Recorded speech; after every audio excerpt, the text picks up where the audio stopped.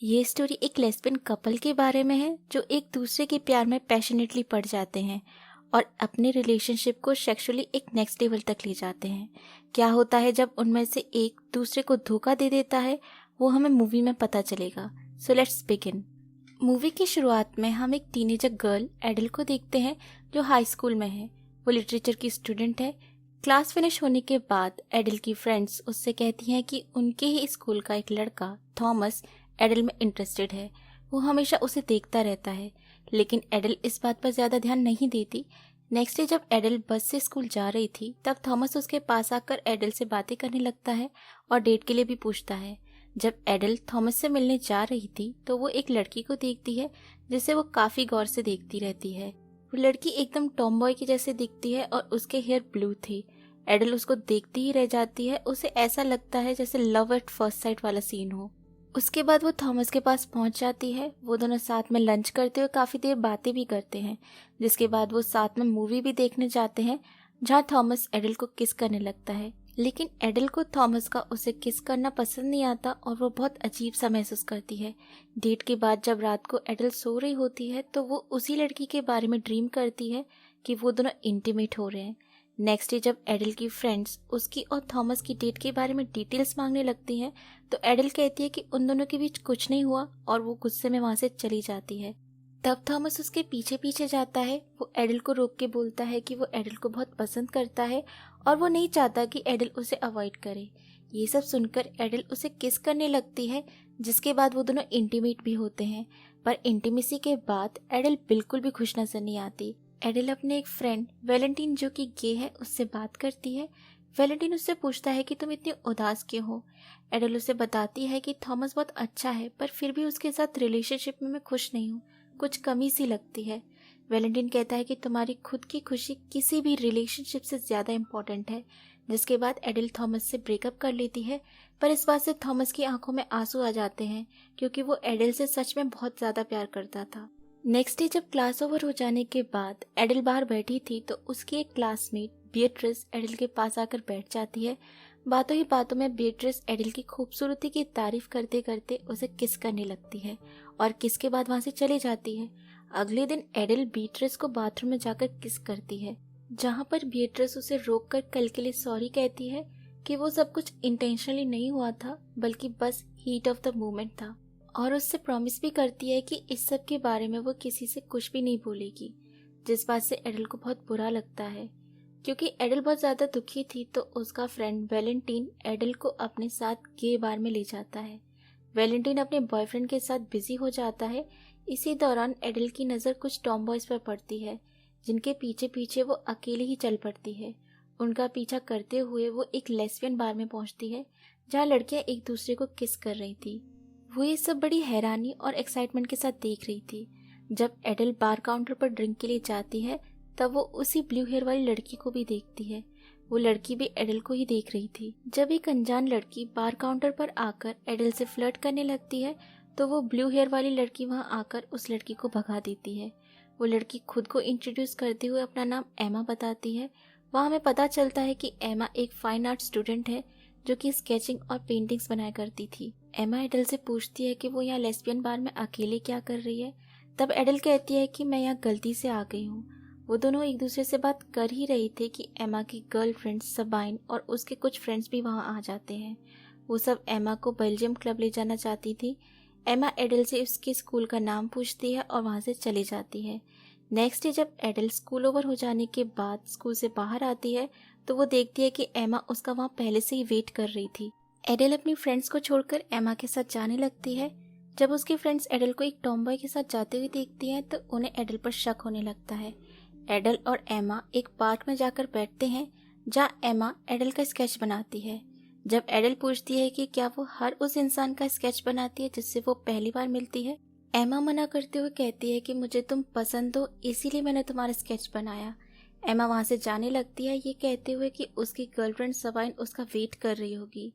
अब हमें यहाँ पर पता चलता है कि सबाइन और एमा के रिलेशनशिप को 2 साल हो चुके हैं।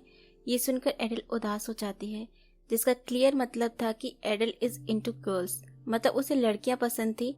एमा एडल को उसका स्केच देती है और उसका फ़ोन नंबर ले लेती है। एमा और एडल एक दूसरे को बहुत देर तक बस देखते ही रहते हैं, जिसके बाद एमा एडल को किस करके चली जाती है। जब एडल घर पहुंचती है तो उसे एमा का कॉल आता है। नेक्स्ट डे जब एडल अपने स्कूल पहुंचती है तो उसकी सारी फ्रेंड्स एमा के बारे में पूछती हैं। वो पूछती हैं कि तुम उस टॉम बॉय से कहाँ मिली और तुम उसके साथ कल इतनी क्लोज क्यों हो रही थी। एडल यहाँ झूठ बोल देती है, लेकिन वैलेंटाइन ने उसकी फ्रेंड्स को सब बता दिया था। अब यहाँ उसकी सारी फ्रेंड्स को लगता है कि एडल एक लेस्बियन है, तो सब उसे परेशान करने लगती हैं। उनमें से उसकी एक दोस्त उसे हद से ज्यादा चिढ़ाने लगती है, क्योंकि उसे लग रहा था कि एक बार जब वो दोनों साथ में सो रही थी तो एडल ने उसे जरूर इनएप्रोप्रिएटली टच किया होगा। गुस्से में एडल उस पर हाथ उठा देती है। तभी वहां आकर सारे लोग उन्हें एक दूसरे से दूर करते हैं। एडल बुरी तरह से एम्बेरस्ड फील कर रही थी। वो वैलेंटाइन पर भी चिल्लाती है कि तुमने उन सबको सारी बातें क्यों बता दी। वैलेंटाइन उससे सॉरी बोलता है और उसे वहां से ले जाता है। फिर एक दिन एमा और एडल साथ में एक आर्ट एग्जीबिशन में जाते हैं, जहाँ बहुत सारी पेंटिंग्स और मूर्तियां भी थी। एग्जीबिशन के बाद वो दोनों पार्क में बैठते हैं, जहाँ एडल एमा से पूछती है कि किस एज में तुमने एक लड़की को टेस्ट किया था। तब एमा बताती है कि जब वो 14 इयर्स की थी, जब एक पार्टी के बाद उसकी एक फ्रेंड लुइस उसके घर पर रुकी तो उन्होंने पहली बार वहां पर किस किया था। एडल पूछती है कि क्या तुम्हें हमेशा से ही सिर्फ लड़कियां पसंद थी। तब एमा बताती है कि वो लड़के और लड़कियां दोनों के साथ रिलेशनशिप में रह चुकी है, लेकिन उसे बाद में पता चला कि उसे लड़कियां लड़कों से ज्यादा पसंद है। वो दोनों बातें करते करते घास पर ही लेट जाते हैं। काफी देर तक एक दूसरे को देखने के बाद वो दोनों एक दूसरे को किस करने लगते हैं, जिसके बाद वो इंटीमेट भी होते हैं। एक रात एडल एमा के पेरेंट्स के साथ डिनर करने के लिए आती है, जो कि एडल की फर्स्ट मीटिंग होती है एमा के पेरेंट्स के साथ। वो सब डिनर करते हैं, जिसके बाद एक बार फिर से वो दोनों एमा के रूम में इंटीमेट होते हैं। कुछ दिन बाद एडल का 18th बर्थडे आता है और उसके पेरेंट्स और फ्रेंड्स मिलकर उसे बर्थडे पार्टी देते हैं। फिर रात को एमा एडल के घर डिनर के लिए आती है, पर एडल ने अभी तक अपने लेस्बियन होने की हकीकत अपने पेरेंट्स को नहीं बताई थी। उसके पेरेंट्स एमा और एडल के बारे में बस ये सोचते थे कि एमा एडल को फिजियोलॉजी में हेल्प करती है। जब एडल के पेरेंट्स की बातों से क्लियर पता चलने लगता है कि उन्हें कुछ नहीं पता, तो एडल नर्वस हो जाती है कि अब एमा उससे नाराज हो जाएगी, पर ऐसा कुछ भी नहीं होता। हमें अब आगे ये दिखाया जाता है कि एमा और एडल साथ साथ रहने लगे हैं। एमा एडल की स्केचेस और पेंटिंग्स बनाती है और एडल एक नर्सरी स्कूल में टीचर बन चुकी है। स्कूल का एक टीचर एंटोनी एडल को पसंद करने लगा था, तो वो बार बार कोशिश करता था कि एडल उसके साथ डेट पर चले, लेकिन एडल बार बार उसे मना कर देती थी। एक रात एमा अपने घर पर अपनी पेंटिंग्स का एग्जीबिशन रखती है, जिसकी मॉडल एडल थी। वहाँ पर एडल एमा के कोवर्कर्स और उसके फ्रेंड से मिलती है। उन लोगों में एक लेडी भी थी जिसका नाम लीस था, जो कि प्रेग्नेंट है, और एमा उसकी तरफ बस देखती ही रहती है। एमा पार्टी में एडल की तारीफ भी करती है, जिससे एडल बहुत खुश हो जाती है। जिसके बाद एडल सबको खाना सर्व करती है, जिसे खाकर सब लोग एडल और उसके बनाए हुए खाने की तारीफ करने लगते हैं। एडल एमा और लीज को क्लोज आते हुए देखकर जेलस फील करने लगती है, जिसके बाद वो एमा को जेलस फील कराने के लिए एक लड़के के साथ डांस करने लगती है, लेकिन एमा उस पर ध्यान तक नहीं देती। रात को पार्टी और एग्जीबिशन के बाद जब एडल और एमा सोने वाले थे, तो एमा एडल से अपनी राइटिंग कंटिन्यू करने के लिए कहती है, पर एडल मना कर देती है। उस रात एमा एडल को किस तक नहीं करती। एडल उससे लीज के बारे में पूछती है। वो पूछती है कि क्या लीज तुम्हारी एक्स है। तब एमा कहती है कि वो बस मेरी कोवर्कर है। जिसके बाद वो दोनों सो जाते हैं। नेक्स्ट डे जब एडल स्कूल के बाद घर पर वापस आती है, तो उसे एमा का वॉइस मैसेज मिलता है कि आज रात को वो घर नहीं आ पाएगी, क्योंकि वो लीज के साथ काम कर रही है। जिसे सुनकर एडल बहुत जेलस फील करती है और वो गुस्से में एंटोनी के पास चली जाती है। वो दोनों पार्टी में डांस करती है, जिसके बाद वो एक दूसरे को किस भी करते हैं। नेक्स्ट डे एमा कॉल पर किसी से गुस्से में बात कर रही थी, क्योंकि वो लेस्बियन है, तो सब उसकी पेंटिंग्स में कमियां निकाल निकाल कर रिजेक्ट कर रहे थे। जिसके बाद एडल एमा को शांत करती है। फिर हम देखते हैं कि एक दिन स्कूल के बाद रात को एंटोनी एडल को घर पर ड्रॉप करने आता है, जहाँ वो दोनों कार में एक दूसरे को किस भी करते हैं। जिसके बाद एडल एमा के घर में आ जाती है। एमा एडल का ऑलरेडी वेट कर रही थी। एमा उससे पूछती है कि तुम किसके साथ थी और तुम्हें यहाँ पर कौन ड्रॉप करने आया था। एडल उससे झूठ बोलती है कि वो एक लड़की के साथ थी। हालांकि एमा ने एडल को एंटोनी के साथ कार में किस करते हुए देख लिया था, लेकिन फिर भी वो उससे सच सुनना चाहती थी, पर एडल उससे लगातार झूठ बोलती रहती है।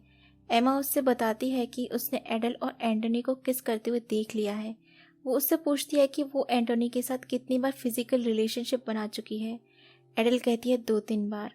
एडल रोते हुए उससे बताती है कि वो एकदम अकेली हो गई थी और उससे ये सब गलती से हो गया। वो सिर्फ एमा से प्यार करती है। लेकिन एमा रोते हुए उससे घर से निकल जाने को कहती है, पर जब एडल वहाँ से नहीं जा रही थी तो एमा उसे थप्पड़ मार देती है। बहुत देर तक माफ़ी और गुस्से का सिलसिला चलता रहता है, लेकिन एंड में एमा एडल को घर से बाहर निकाल ही देती है। अब कुछ वक्त बीतता है। एमा एक पॉपुलर पेंटर बन चुकी है और एडल का भी स्कूल में प्रमोशन हो चुका है, लेकिन एडल बिल्कुल भी खुश नहीं थी। वो हमेशा बस रोती ही रहती थी। उसने जो एमा के साथ किया उसे उसका बहुत पछतावा था।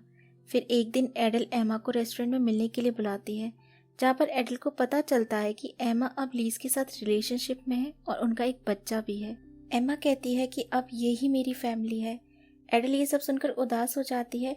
एडल एमा से पूछती है कि क्या वो लीज के साथ सेक्सुअली सेटिस्फाइड है, जिस पर एमा कहती है कि जैसा वो उसके साथ फील करती थी ऐसा लीज के साथ नहीं करती।